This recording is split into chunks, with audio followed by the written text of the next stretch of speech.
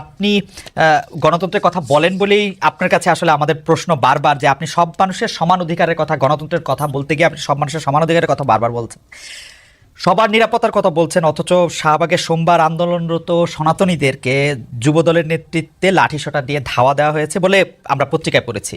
আমরা যে কাজ প্রশাসনকে, পুলিশকে, সরকারি দলের লোকজনকে করতে দেখি, সেই দায়িত্ব আসলে যুবদল কেন নিচ্ছে? আপনি এটা নিয়ে কিছু বলবেন? এই দায়িত্বটা যুবদলের উপরে কেন চাপাচ্ছেন আপনারা? যুবদল যে করেছে তার প্রমাণ আছে কেন? ওয়াই দিস এই ধরনের বক্তব্য যাওয়ার চেষ্টা হচ্ছে কেন? আপনি সবসময় আমরা লক্ষ্য করেছি যে একটা এই ধরনের ঘটনাগুলোর সঙ্গে বিএনপিকে জড়িত করার চেষ্টা করা হয়। এই ধরনের ঘটনাগুলোর সঙ্গে এটা কোনো মতেই বিএনপির সঙ্গে কোনো সম্পর্ক নেই। এটা হয়তো গভর্নমেন্ট, পুলিশ, তারা করেছে এটা।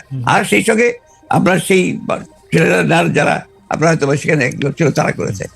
যুবদলের কেউ এটার সঙ্গে জড়িত ছিল না। তার মানে যুবদলের পার্টি কখনোই ছিল না। তার মানে bdnews24.com এর যে রিপোর্টটা আমরা পড়ছি, সেই রিপোর্টের ক্ষেত্রে এই কথা বলা হয়েছে, তাহলে এটা আসলে ঠিক? আমি এই রিপোর্টের সঙ্গে একমত নই। ওকে, আমরা 5 আগস্টের পরে এইটা খুব দেখতেছি যে বিএনপির সমালোচনা করতেছেন জামায়াতের আমির, বিএনপিকে ইঙ্গিত করে এরকম কথাও বলা হয়েছে তাদের তো নির্বাচনও লাগে না। আওয়ামী লীগ ইতিমধ্যে যা দখল করেছিল, আওয়ামী লীগ ফুটপাত থেকে শুরু করে সব বিএনপি দখল করে নিয়েছে, যা আওয়ামী লীগ 15 বছর সাজিয়েছিল তা দখল করে নিয়েছে, 80% দখল করে নিয়েছে, ইত্যাদি ইত্যাদি। এই ব্যাপারটাকে আসলে পলিটিক্যালি আপনি কিভাবে দেখছেন? যে মানে আসলে মানে আমি পলিটিক্যালি ভাই ভিন্নভাবে দেখি। আমি ব্যক্তিগতভাবে আমি খুব পজিটিভ মানুষ, আর আমি আপনার ঠিক ওই নিন্দুকের পর্যায়ে পড়ি না ব্যক্তিগতভাবে। মেবি আমার পলিটিশিয়ান হিসেবে দুর্বলতা হতে পারে। আমি প্রত্যেকটা জিনিসকে আপনার সামনে ফরওয়ার্ড লুকিং দেখতে চাই এবং একটা পজিটিভ ভাবে দেখতে চাই। তো সেই কারণেই আপনার জামাত ইসলাম কি বললো না বললো, কবে কি বলেছে না বলেছে, এগুলো আমি খুব বেশি দেখি না। আপনাকে আমি সত্য কথা বলছি। আমি মনে করি জামাত ইসলাম আমাদের সঙ্গে এটি পূর্বে ফ্যাসিস্ট বিরোধী আন্দোলন করেছে ছিল, তারা যদি আমরা যুগপৎ আন্দোলন করেছি, তারা যদি আমাদের সঙ্গে আবারও থাকে এবং করে, তখন আমরা সেগুলো চিন্তা করে দেখবো যে তাদের সঙ্গে আমরা কাজ করতে পারবো কি পারবো না।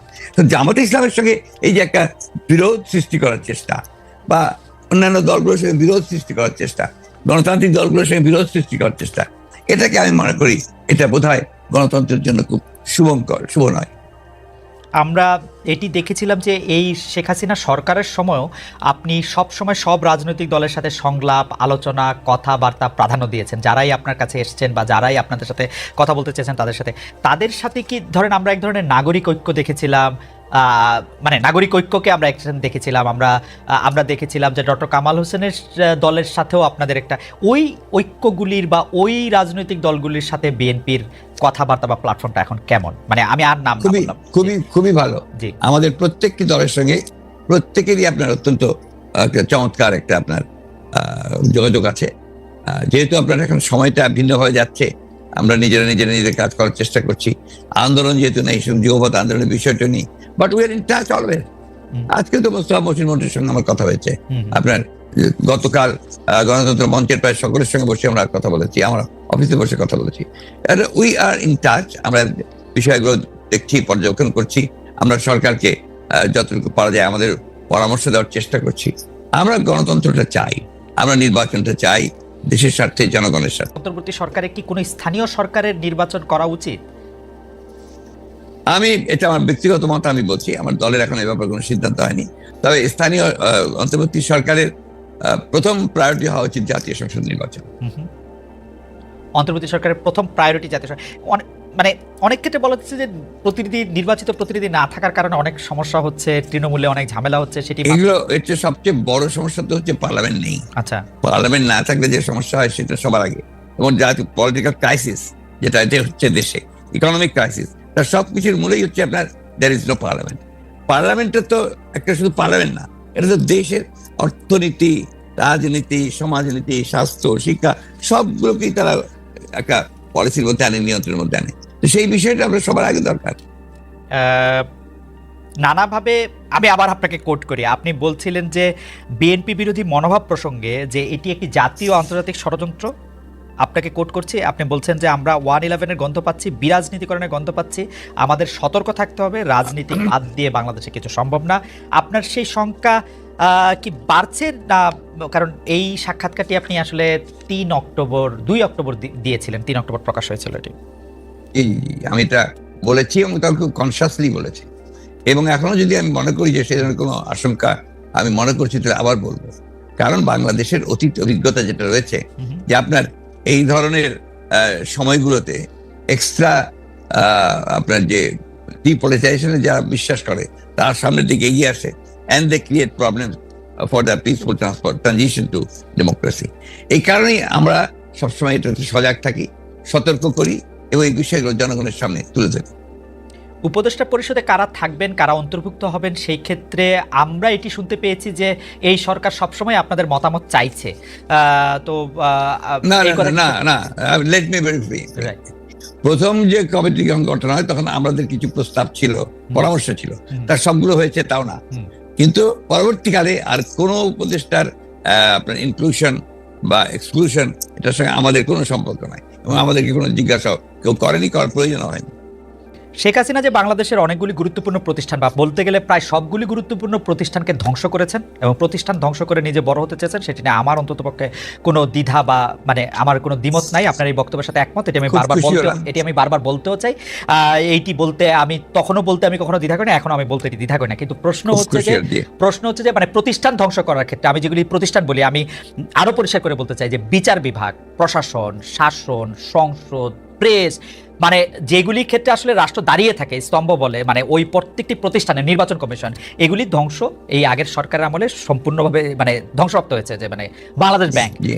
কিন্তু আমার প্রশ্ন হচ্ছে যে 2,00,000 কোটি টাকার কথাটা আপনি শুধু বলছেন না, অনেক অর্থনীতি বলছেন, আমাদেরকে সেই ধ্বংসস্তূপ থেকে হয়তো আমরা রেহাই পাবো না, কিন্তু আমরা কি কংক্রিট এভিডেন্স পাচ্ছি সে আসলে 2,00,000 কোটি টাকা কোথায় গেল, কে নিয়ে গেল, কার কাছে গেল? না, নিশ্চয়ই ওই তো কাজ তো করছেন এখন, এত দ্রুততা হবে না আপনার। অলরেডি তো দেবপ্রিয় ভট্টাচার্যের যে একটা কমিটি করা হয়েছে, তারা কাজ করছেন এটার উপরে, ইনভেস্টিগেশন হচ্ছে, কিছু কিছু বেরিয়েও আসছে কে কোথায় গেছে, কোন দিন গেছে। একটু তো একটা সময় লাগবে তো পুরো জিনিসটা করতে, but things are coming out. আপনাদের মিডিয়াই আপনারা দেখাচ্ছেন, এগুলো মিডিয়াই আপনারা বের করে আপনি কি বাংলাদেশের মিডিয়া বা আমরা যেগুলি দেখাচ্ছি সেসব কথাগুলি আপনি আসলে ফ্যাক্ট হিসাবেই সবসময় নিতে পারছেন কিনা? কারণ অনেকে বলছেন যে শেখ হাসিনা চাপ ছিল, এখন অনেকে চাপ আছে। কোনো চাপ নেই, এগুলো ভুল কথা। যারা এগুলো বলে তারা আপনার নিজের দায় এড়ানোর জন্য বলে। আমি যতটুকু লক্ষ্য করি, আমি যখন আপনার সাংবাদিক ভাইদের সঙ্গে কথা বলি, আমি তো দেখি যে তাদের উপরে কোনো চাপ নেই, নো চাপ। চাপটা, প্রবলেমটা হচ্ছে অন্য জায়গায়। প্রবলেমটা হচ্ছে যে এখানে যে স্ট্রাকচারটা, মিডিয়ার যে স্ট্রাকচার গড়ে উঠেছে, এটা আপনার কর্পোরেট হাউস বেসড, এবং এখানে বেশিরভাগ কর্পোরেট হাউসের যারা ছিলেন তারা আপনার আগের সরকারের সঙ্গে তাদের অত্যন্ত ঘনিষ্ঠ সম্পর্ক ছিল ব্যবসাগত কারণে। ফলে ওই জায়গাটা তো এখন শেষ হয়ে যায়নি, ওখানে কিছু কিছু সমস্যা আছে।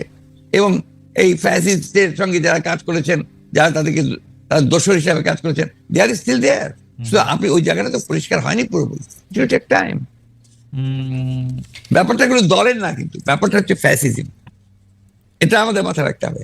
ব্যাপারটা হচ্ছে অ্যান্টি ডেমোক্রেসি, এই বিষয়গুলো আমাদের রাখতে হবে। এখন বলছে আমার anti the rights of the people, anti the voting rights of the people, human rights এর বিরুদ্ধে। এই বিষয়টা একদিকে, আর গণতন্ত্র একদিকে। না, গণতন্ত্রের কথা মানে আপনার সাথে কথা বলা একটা সুবিধা হলো যে আপনি পলিটিশিয়ান হলো, আপনি গণতন্ত্রে যেহেতু বিশ্বাসী মানুষ, সেহেতু আপনি কি আসলে এই যে 3 মাস, 100 দিন, 105 দিন এই সরকার বা সরকারের যারা সমর্থক আছেন তাদের আচার আচরণ আপনার কাছে মানে গণতন্ত্রের নম্বরের খাতায় মানে আপনি কত দিবেন? মানে এটাকে মানে যেহেতু তারা এই প্রশ্নটা আমাকে আপনার বণিক বার্তার সম্পাদক সাহেব করেছিলেন। জি, আমি তাকে উত্তর দিয়েছি যে আমি আগে শিক্ষকতা করতাম, তখন আপনার খাতা দেখতাম, স্কোর দেখতাম, স্কোর করতাম। এখন তো আপনি পলিটিক্সে, এখন তো আপনি স্কোর আমি সেভাবে দেই না। আমি স্কোর দেই জনগণের রায়ের ভিত্তিতে। আচ্ছা, মানুষ ভোট দিয়ে কোন রায় দিচ্ছে, দ্যাট ইজ মাই স্কোর, আমি সেটা দেখি।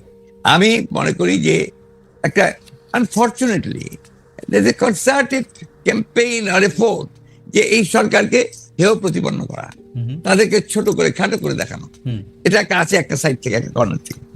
এটা তো মারাত্মক। এই সরকারকে আমাদেরকে সহযোগিতা করতে হবে, তাদেরকে আমাদের সফল করার চেষ্টা করতে হবে। ভুল ত্রুটি তো থাকবেই, তারা তো আপনার অভিজ্ঞ, একেবারে রাজনীতি অভিজ্ঞ, রাষ্ট্রপ্রচারের সবাই যে অভিজ্ঞ তা তো না, but they have the intention to do good. তারা ভালো করতে চায়, লেট আস সাপোর্ট দেম। আমাদের ছেলেরা এসছে এগিয়ে, তাদেরকে আমাকে সমর্থন করতে হবে, এটা বাস্তবতা। কেন সবসময় নেগেটিভ দেখবো?